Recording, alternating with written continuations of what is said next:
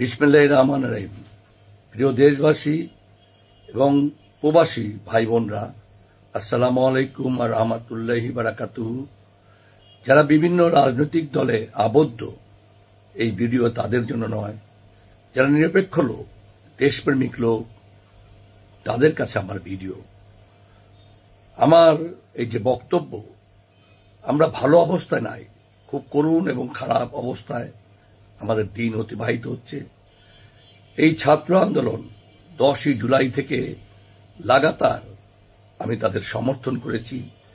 জগৎ বিখ্যাত নোবেলজয়ী ইউনূস সাহেব যখন ক্ষমতা নেন, তখনও লাগাতার 2-2.5 মাস আমি ইউনূস সাহেবের পক্ষে কথা বলেছি। অনেক স্বপ্ন, অনেক আশা নিয়ে আমি এই ছাত্র আন্দোলন এবং ইউনূস সাহেবকে সমর্থন করেছিলাম যে আমাদের যে সমস্যাগুলো, সেই সমস্যাগুলো আমাদের সমাধান হবে। দুর্নীতিমুক্ত একটা দেশ পাব, সন্ত্রাস মুক্ত, চাঁদাবাজ মুক্ত, দখল মুক্ত, ভায়োলেন্স মুক্ত,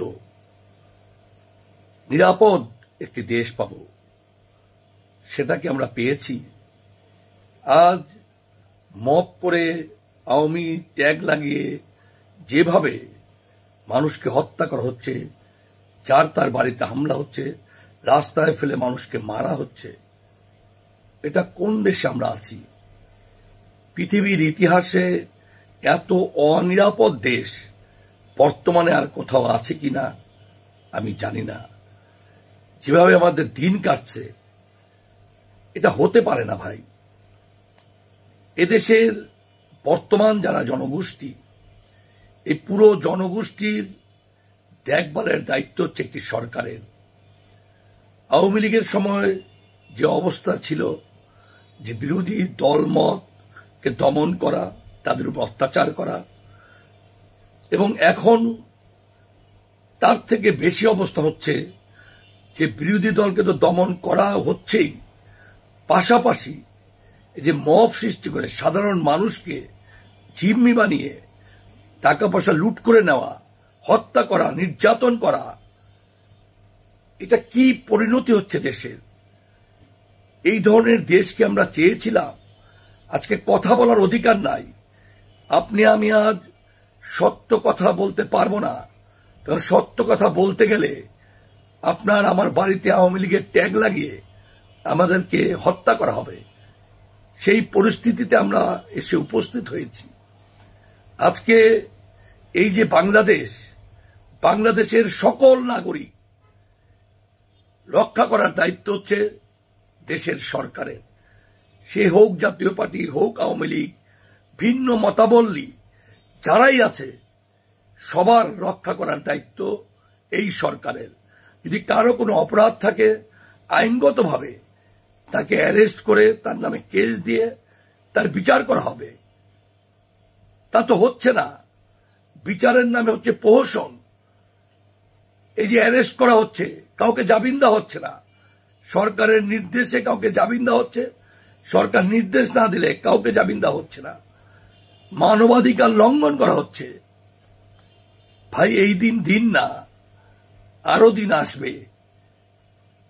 যদি মানুষ মনে করে থাকে, যারা রাজনীতি করতেছেন, আপনারা যদি মনে করে থাকেন যে সব মানুষ চোখ বন্ধ করে আছে, আমরা জনপ্রিয় দল, আমরা ক্ষমতায় চলে যাব, তাহলে ভাই ভুল করছেন। আমার দীর্ঘ রাজনৈতিক জীবনের যে অভিজ্ঞতা, অনেকে বলে আওয়ামী লীগের 33%, 40% ভোট, বিএনপি 33, 34%, 40% ভোট, অমুক দলের এত পার্সেন্ট। ভাই, কোনো পার্সেন্টেজে কোনো ভোট নাই ভাই। আপনারা দেখেন, আওয়ামী লীগের সময় যে নির্বাচন হয়েছে, সেই নির্বাচনে যখন বিএনপি নির্বাচনে ছিল না, 4-5% ভোট পড়েছে। আবার যখন বিএনপি নির্বাচনে এসেছে, তখনও 40-50%-এর বেশি ভোট পড়েনি। আবার যে 18-র পর যে উপনির্বাচনগুলো হয়েছে, সেই উপনির্বাচনে যেমন হাজারীবাগ, ডেমরায় এবং অন্য জায়গায় যে উপনির্বাচন হয়েছে, সেই উপনির্বাচনে 5 থেকে 10% ভোট হয়েছে। তো বিএনপি আওয়ামী লীগ নির্বাচনে অংশ নেওয়ার পরও, অন্যান্য দলও সেই নির্বাচনে অংশ নেওয়ার পরও 5 থেকে 10% ভোট হয়েছে। এর অর্থ যে মানুষের মনে যদি এই বিশ্বাস জন্ম না নেয় যে নির্বাচনটি নিরপেক্ষ হবে না, আমার ভোটের কোনো মূল্যায়ন নাই, সেখানে মানুষ ভোট দিতে যায় না। এর অর্থ যে 5-10% লোকই কঠোরভাবে রাজনীতি করে, সেটা বিভিন্ন দলে বিভক্ত। 80 থেকে 90% লোকই হচ্ছে নিরপেক্ষ, যারা অবস্থা বুঝে ভোট দেয়, বিবেকের তাড়নায় ভোট দেয়, যদি মনে করে যে আমি যে ভোট দিতেছি আমার ভোটটি সঠিকভাবে মূল্যায়িত হবে, আমার ক্যান্ডিডেট পাস করবে, বা আমার যে ভোট সেটা আমি সঠিকভাবে প্রয়োগ করতে পারবো, ভোট কেন্দ্র দখল হবে না, জালিয়াতি হবে না, এই ধরনের আত্মবিশ্বাস থাকলে মানুষ ভোট দিতে যাবে। আর নাহলে সব দল অংশ নিলেও ভোট কেন্দ্রে ভোটাররা যায় না। তাহলে এই যে 80-90% লোক যারা বর্তমান পরিস্থিতি দেখতেছে যে দেশে কি হচ্ছে, চাঁদাবাজি হচ্ছে, লুটপাট হচ্ছে, সন্ত্রাস হচ্ছে, মব হচ্ছে, এই জিনিসগুলো কিন্তু দেখতেছে। বিরোধী দলের কার্যালয়ে জ্বালিয়ে দেওয়া হচ্ছে, সরকার নিচু, অত্যাচার হচ্ছে, নির্যাতন হচ্ছে, কথা বলার অধিকার কেড়ে নেওয়া হচ্ছে, সরকার নিচু। এগুলো কিন্তু 80-90% লোক দেখতেছে, এবং প্রেক্ষাপট কিন্তু খুব দ্রুত পরিবর্তন হয়ে গেছে। এখন কিন্তু আগের সেই প্রেক্ষাপট আর নাই। এখন কিন্তু জনগণ হিসাব করতেছে যে আমরা কখন ভালো ছিলাম, কি অবস্থায় ভালো ছিলাম। আমার কথা অনেকের কাছে খারাপ লাগতে পারে, কিন্তু বাস্তবতা হচ্ছে যখন ভোট আসবে, আর সেই ভোট যদি আওয়ামী লীগ মার্কা হয়, যে আমরা কয়েকটি রাজনৈতিক দল নির্বাচনে অংশ নিলাম, আর যাদেরকে পছন্দ হলো না তাদেরকে নির্বাচন করতে দিলাম না, তাহলে সেখানেও দেখবেন 1-2% লোক ভোট দিতে যায় কিনা সন্দেহ। কারণ আওয়ামী লীগ গত 18 বছরের হিসাব করেন, যে 2008 সালে তারা বিএনপি বিরোধী দল ছিল, আওয়ামী লীগের অধীনে বিএনপি তো বিরোধী দলের ভূমিকা পালন করেছে। এর পরবর্তী পর্যায়ের যে নির্বাচনগুলো, সেই নির্বাচনগুলো কিন্তু 14 নির্বাচন বাদ দিলে, এরপরে যে মেয়র নির্বাচন হয়েছে, স্থানীয় নির্বাচন হয়েছে, এবং 18 সংসদ নির্বাচন, 18 পর উপনির্বাচন, সংসদ উপনির্বাচন, মেয়র নির্বাচন, উপজেলা নির্বাচন, সব নির্বাচনে বাংলাদেশের বিএনপি, জামাত, চরমোনাই সহ সকল দল অংশ নিয়েছে। তাহলে আজকে কেন এই যে জাতীয় পার্টির উপর ট্যাগ দেওয়া হচ্ছে যে জাতীয় পার্টি আওয়ামী লীগের বিরোধী দল ছিল? তো সেই বিরোধী দল যদি বিএনপিকে বানাতো, অন্য দলকে বানাতো, তো তারাও তো বিরোধী দল হতো। এই যে 2018 নির্বাচন, যদি জাতীয় পার্টির থেকে বেশি সিট, 50টা সিট দেওয়া বিএনপিকে, এমন কোনো বড় ব্যাপার ছিল না।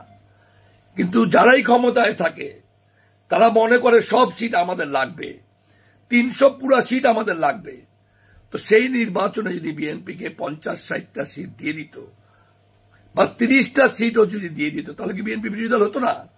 6 জন সংসদ সদস্য নিয়ে তো বিএনপি সংসদে গিয়েছে 4 বছর। ফখরুল সাহেব উনি শপথ নেননি, তার সিটে তো উপনির্বাচনে বিএনপি গিয়েছে, একটি মহিলা সিট পেয়েছে, সেখানেও তো রুমিন ফারহানাকে পাঠানো হয়েছে। তো বিএনপির যারা সংসদ, তারাও তো সুযোগ সুবিধা নিয়েছে। তো যে একচোখা নীতি, এগুলো থাকলে কেউ সামনে অগ্রসর হতে পারবে না। কি হচ্ছে দেশের 80-90% জনগণ কিন্তু দেখতেছে। যদি ওই ধরনের পরিস্থিতি হয়, একা একা আওয়ামী লীগের মতো নির্বাচন, তাহলে ওই 1-2%-এর বেশি ভোটার যাবে না ভাই। এই যে জাতীয় পার্টির উপর অত্যাচার, নির্যাতন হচ্ছে, ভাই রাজনৈতিক দলের উপর আরেকটি রাজনৈতিক দল কেন অত্যাচার করবে? এখন তো নিরপেক্ষ সরকার, তারা কেন পদক্ষেপ নেয় না? রাজনীতিতে জাতীয় পার্টিকে কি কারণে নিষেধ করবেন? জাতীয় পার্টি কি সন্ত্রাসী দল, অত্যাচারিত দল? এরশাদ সাহেবের 9 বছরের শাসন ব্যবস্থায় হাতে গোনা 4-5 জন লোক মারা গেছে, পরবর্তী পর্যায়ে ডেলি 150 লোক মারা গেছে। স্বৈরাচার কারা? এরশাদ সাহেবের সময় কি বিনা প্রতিদ্বন্দ্বিতায় মানুষ পাস করেছে নাকি? পরবর্তী পর্যায়ে সব সরকারের সময় মানুষ বিনা প্রতিদ্বন্দ্বিতায় পাস করেছে। তো জাতীয় পার্টি তো কোনো লুটেরা দল না, ভায়োলেন্সের দল না, শান্তিপ্রিয় দল। গত 30 বছর বিরোধী দলে ছিলাম, এরশাদ সাহেব জেলে ছিলেন, জেলে থেকে উনি বলেছেন আমার মুক্তির জন্য একটি গাড়ি ভাঙতে পারবা না, একটি হরতাল দিতে পারবা না, ভায়োলেন্স করতে পারবা না। জাতীয় পার্টি শান্তিপ্রিয় সন্ত্রাস বিরোধী দল। এই দলে কোনো সন্ত্রাসীর জায়গা হয়নি, অত্যাচারীর জায়গা হয়নি, লুটেরার জায়গা হয়নি, দুর্নীতিবাদের জায়গা হয়নি। তো কেন আমাদের নিষিদ্ধ করবেন? আমাদের কি অপরাধ? আমরা কি স্বাধীনতা বিরোধী কোনো চক্র বা 24-এর গণ আন্দোলনের বিরোধী কোনো চক্র? যখন কোনো রাজনৈতিক দল এই আন্দোলনে অংশ নেয়নি, তখন 3রা জুলাই জিএম কাদের সংসদে দাঁড়িয়ে ছাত্রদের পক্ষে কথা বলেছেন। এরপর যতগুলা সাংবাদিকদের সাথে কথা বলেছে, প্রত্যেকবার ছাত্র আন্দোলনের কথা বলেছেন। আমি 10 জুলাই থেকে 4 আগস্ট পর্যন্ত লাগাতার ছাত্রদের পক্ষে কথা বলেছি। আমাদের ছাত্র সমাজ 2রা আগস্ট 1 দফার যে দাবি শহীদ মিনারে, সেটাই যে ছাত্র সমাজ মিছিল করেছে, স্লোগান দিয়েছে, সেই ফুটেজ ইউটিউব, ফেসবুক এবং সকল টিভির চ্যানেলে আছে। আমাদের মোস্তফা, রংপুরের মোস্তফা, ঢাকায় আমরা এবং সারা বাংলাদেশে বিভিন্ন জায়গায় যে ছাত্রদের পক্ষে মিছিল করেছে জাতীয় পার্টি, সেই ভিডিও ফুটেজ আমাদের কাছে আছে, সব প্রমাণ আমাদের কাছে আছে আমরা যে ছাত্রদের পক্ষে ছিলাম। তাহলে কেন আমাদের উপর অত্যাচার হচ্ছে? অত্যাচারের কারণ একটাই, হিসাব কিতাব একটাই। সেই হিসাব কিতাব হচ্ছে আজকে জনগণ রাজনৈতিক দলের কর্মকাণ্ডে অতিষ্ঠ হয়ে গেছে, বিকল্প খুঁজছে। যদি আওয়ামী লীগ নির্বাচন করতে না পারে, তাহলে জাতীয় পার্টি হতে পারে বিকল্প, এবং এই বিকল্প ক্ষমতার কাছাকাছি চলে যেতে পারে। সেই জন্যই আমাদের উপর দমন পীড়ন, নির্যাতন, অত্যাচার। যদি আমরা নির্বাচন করতে না পারি, তাহলে মনে রাখবেন, আমি আজকে চ্যালেঞ্জ দিয়ে বলছি, 5% লোক ভোট দিতে যাবে না। এদেশের 80 থেকে 90% লোক নিরপেক্ষ, যেটার প্রমাণ অতীতে হয়েছে। 33%, 32% ভোট হচ্ছে আওয়ামী লীগ, বিএনপির, সেটা যদি মানুষ ভোট দিতে যায়, সেক্ষেত্রে তারা একটা চয়েস করে। কিন্তু যখন তারা দেখবে যে জোর জবরদখল করে মানুষ ভোটের অধিকার কেড়ে নিচ্ছে, তখন মানুষ ভোট দিতে যায় না। অন্ধভক্ত 5 থেকে 10%, বাকি সব লোক দেশপ্রেমিক, দেশের স্বার্থে, জনগণের স্বার্থে, দেশকে এগিয়ে নিয়ে যাওয়ার স্বার্থে ভোট দেয়।